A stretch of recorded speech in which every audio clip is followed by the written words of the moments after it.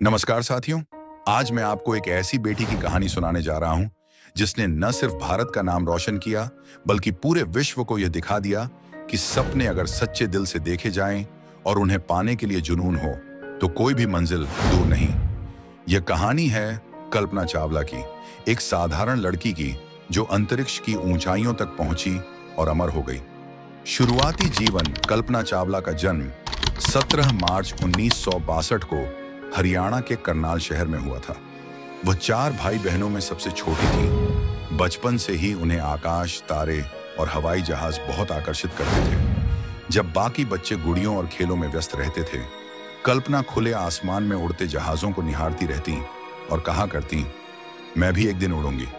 उस समय करनाल जैसे छोटे शहर में एक लड़की का पायलट बनने का सपना एक सपना ही माना जाता था। लेकिन कल्पना के हौसले किसी सीमा को नहीं मानते थे। शिक्षा और संघर्ष। कल्पना ने करनाल के टैगोर बाल निकेतन स्कूल से पढ़ाई की। 1982 में उन्होंने पंजाब इंजीनियरिंग कॉलेज चंडीगढ़ से एरोनॉटिकल इंजीनियरिंग में स्नातक बीई किया। पर यहाँ एक मुश्किल आ गई।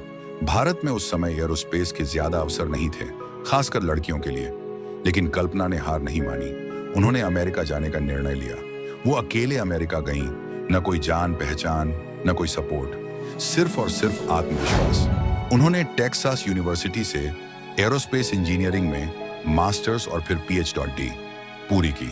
नासा में चयन। कल्पना का सपना था नासा में काम करना और एक दिन अंतरिक्ष में जाना।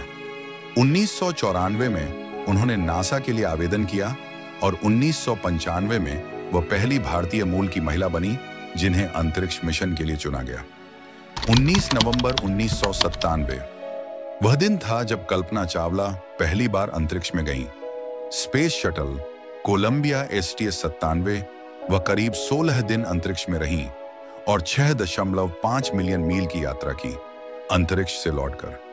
कल्पना जब पहली बार अंतरिक्ष से लौटी तो उन्होंने कहा, जब आप अंतरिक्ष में होते हैं तो आपको एहसास होता है कि हम सभी एक ही धरती के निवासी हैं। सीमाएं सिर्फ नक्शों पर हैं। उनकी ये पंक्तियां हमें एकता और मानवता का असली अर्थ सिखाती हैं। वर्ष 2003 में कल्पना को एक और मिशन के लिए चुना गया, ASTS-107। यह मिशन 16 जनवरी 2003 को कोलंबिया स्पेस शटल से शुरू हुआ। प्रयोग किए वे धरती पर लौट रहे थे। 1 फरवरी 2003 वो काला दिन था।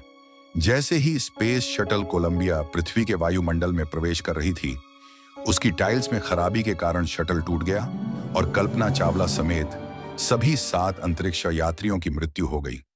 पूरा भारत स्तब्ध रह गया। दुनिया रो पड़ी।